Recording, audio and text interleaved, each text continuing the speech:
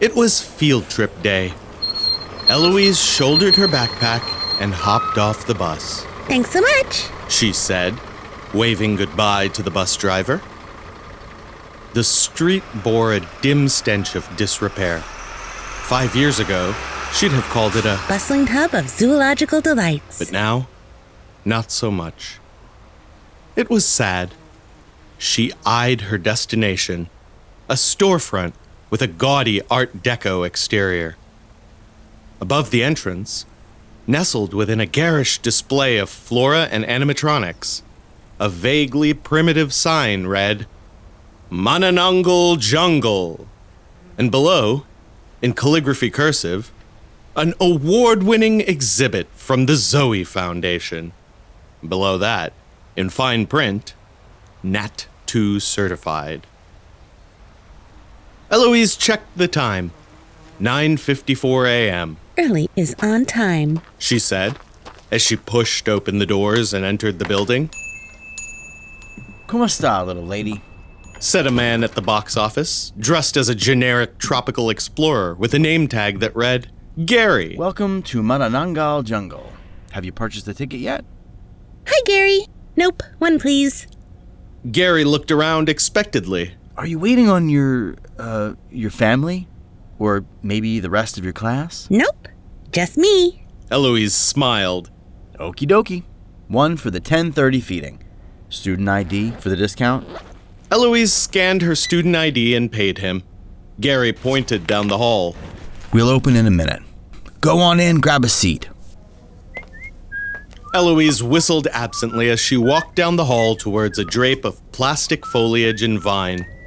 From beyond it, the faint gurgles and chirps of canned rainforest, as well as a vaguely ripe odor.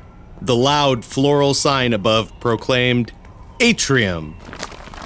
Passing through the rough clothy curtain, Eloise found herself in a cramped cafe. A handful of chairs and tables scattered about. A thin, cheap mist floated lazily in the air, outlining green and purple swatches of light. Pre-recorded insects and jungle-type fauna chittered about in a continuous rainstorm, with an occasional clap of thunder.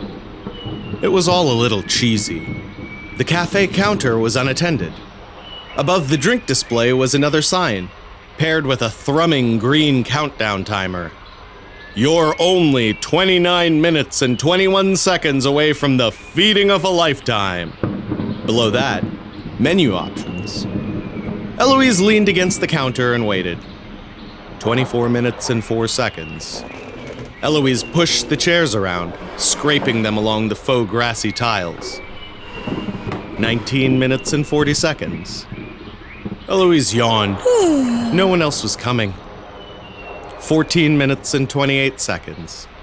Eloise noticed the same thunder sound effect had been repeating on loop.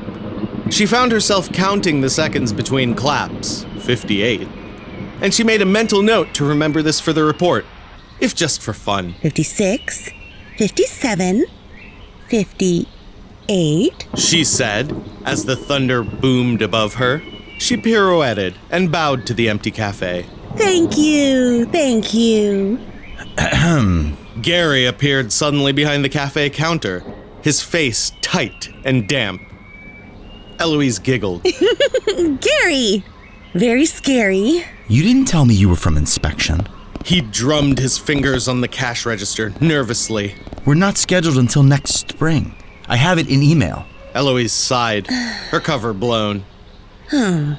Did you flag me? She groaned. Not cool, Gary. He ignored this. We're not supposed to get unannounced inspections. You know this. He pointed rudely at her. You can't be here. Well, first off, rude and... Eloise reached into her backpack and pulled out a folder, which she handed to Gary amusedly. I think I can. As Gary paged through the folder, an intent to transfer notice from Zoe, his face dropped. Wait, is this official? Sending it back. But this... He stuttered. They can't do this to me. This is my exhibit. Zilmanella doesn't think so. And so, I'm here to do a... She gestured to the empty cafe. Priority inspection. When, not if, this wonderful exhibit goes back to our friends in the Philippines, the Foundation wants to make sure there are no surprises on year end, and that they get their money's worth. She smiled and held her arms open. So, here I am, making sure we're all still having fun here. Gary's eyes had glazed over. He slumped against the counter and groaned loudly. Fuck. Eloise looked around. Not in front of the kids, Gary. You're the only one today. He heaved softly.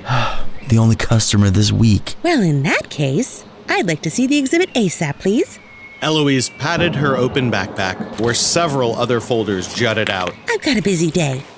Gary grimaced and mumbled under his breath as he walked over to the large double doors underneath the sign that read, I'll show you a busy day. Exhibit Hall Terrarium. He fumbled with the handles. It's usually self-guided, but I can, if you'd like me to. Just let me do it the way everyone does it, Gary. You know how this goes. His nerves betrayed him. So, there's nothing I can say to you or, your boss about this? Or to put a good word in the report? She shrugged. Gary. I'm just here to have a good time. Just follow the script. Pretend I'm just like anyone else. Their eyes met. And despite being only 15, Eloise knew she was the adult in the room, and that Gary knew this all too well. And so, he nodded, deflated. Pushing the doors open, he began reciting flatly, Kumusta, travelers, and welcome to the Manananggal Jungle, an award-winning exhibit from the Zoe Foundation featuring the only live Manananggal in captivity. Now, some of you may be wondering, hey, Gary, what's a Manananggal? Well, follow me to the exhibit hall to find out. Eloise clapped her hands together and followed Gary into the